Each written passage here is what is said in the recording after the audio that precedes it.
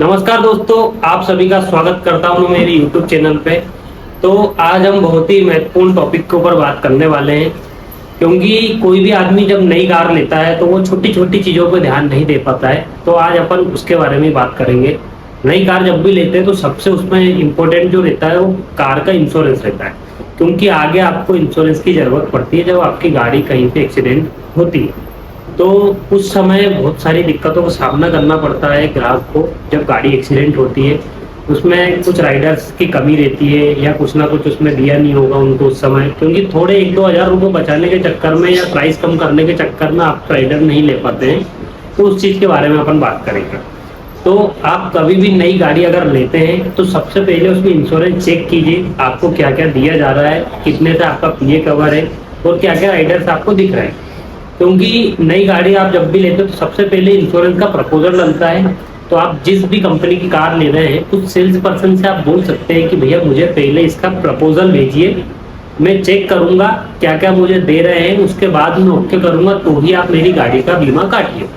क्योंकि बहुत बार क्या होता है, इन चीज़ों का नॉलेज नहीं होता है तो आप गाड़ी का बीमा हो जाता है और आप खुशी खुशी में गाड़ी घर ले जाते हैं।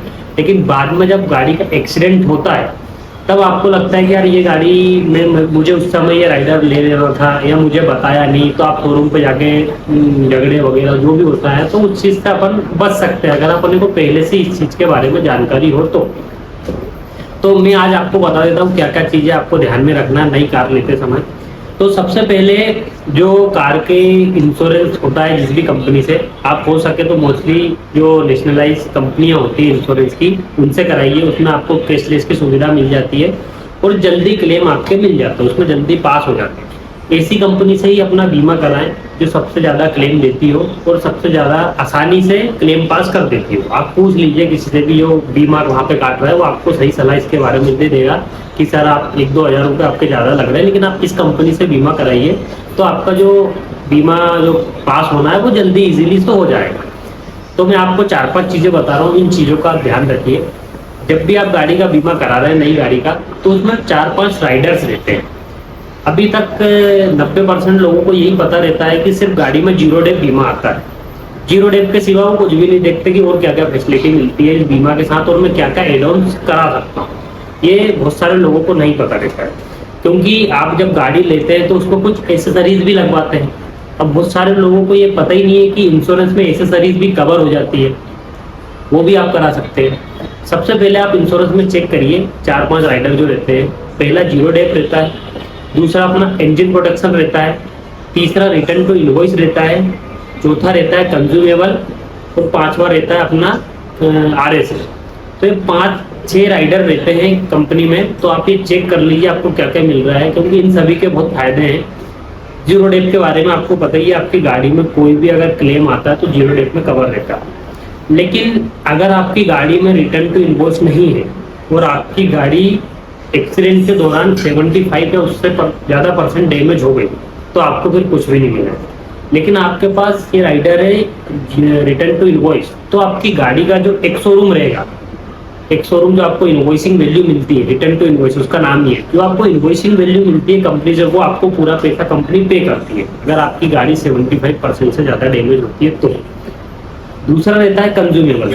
अब आपकी गाड़ी सर्विस पे गई, क्लेम में गई, तो कंपनी से एक नट या बोल्ट या बाइसर कुछ नहीं मिलता है, उसके पैकेट मिलते हैं पूरे 100, 200, 300 रुपए के, तो वो आपको चार्ज कर दिए जाते हैं। लेकिन अगर आपके पास ये राइडर है कंज्यूमेबल का, तो 100 रुपए से नीचे के जितने भी नट बोल्ट स्क्रू जो भी है वो सब फ्री में लगेंगे, आपको उसका एक भी पैसा नहीं देना। तीसरा रहता है की प्रोटेक्शन।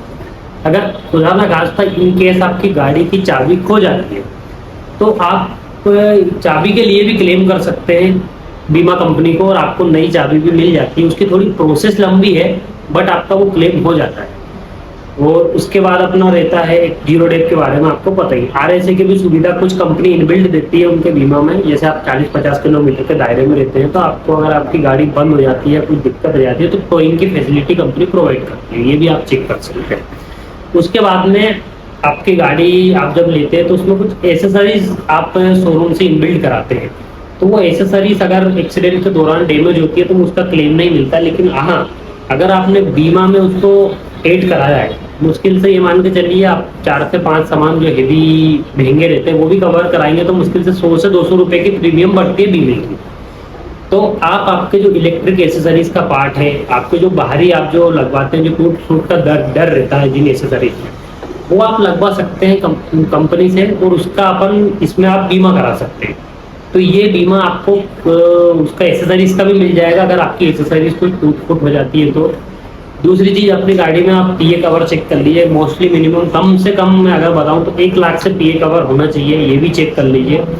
तो बाकी तो आपको फिर सारी चीजें पता ही है। ये 4-5 चीजें जो पॉइंट थे मैंने आपको बताए, नई गाड़ी लेते समय आप ये ध्यान रखिए और आपको ये चेक करके ही गाड़ी ले, मेरा यही सलाह है। और अगर आपका कोई दोस्त गाड़ी ले रहा है या उसको नहीं पता इन चीज़ों के बारे में, तो ये वीडियो उनको शेयर